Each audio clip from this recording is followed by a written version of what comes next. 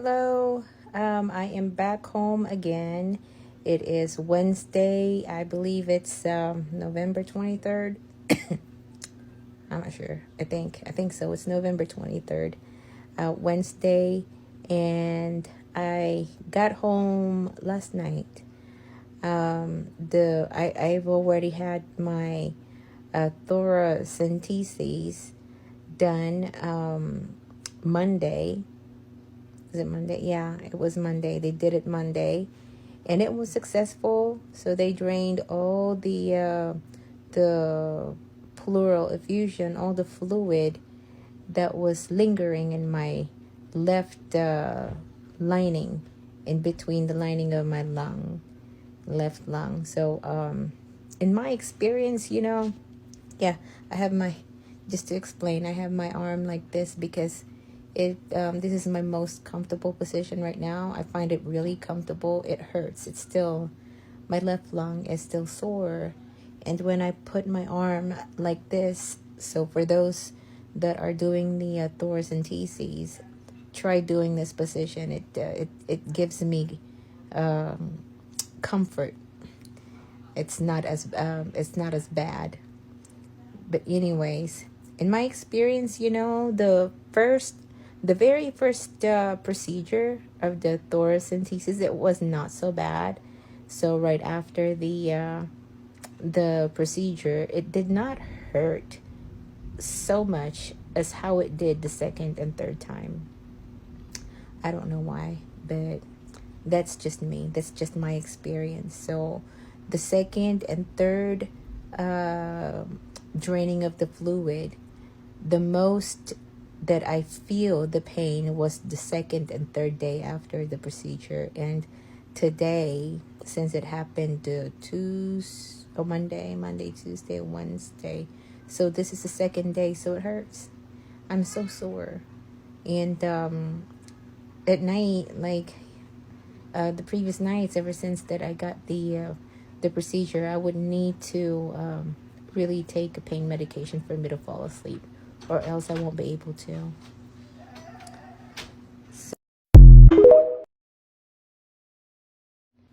hello, it's me again, and the previous excuse me, the previous video was only for 3 minutes. I guess that's the most that I could do here in TikTok, but I was able to talk, aside from the thoracentesis procedure that happened.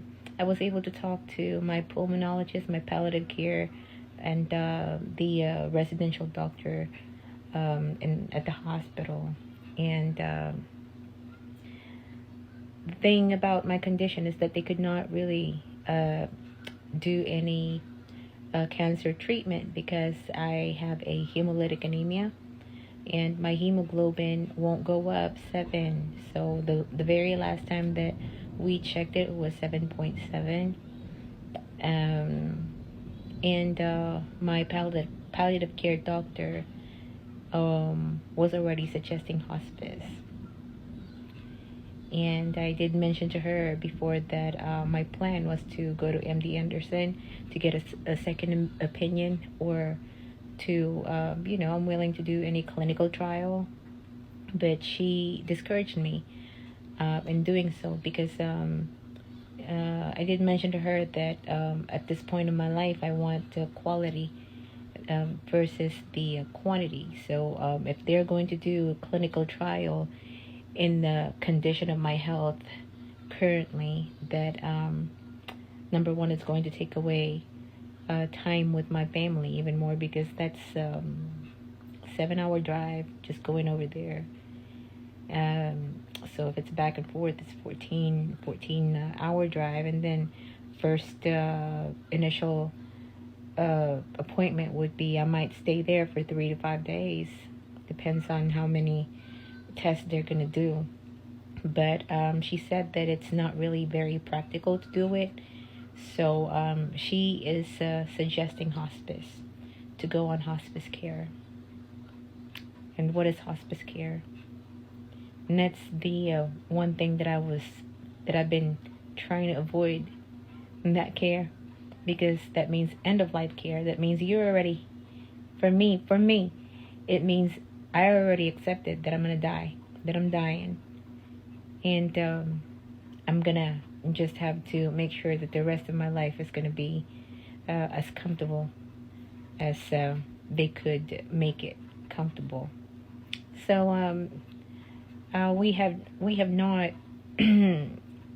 we have not decided it yet. So me and my family are still going to talk about it. So that's the sad update.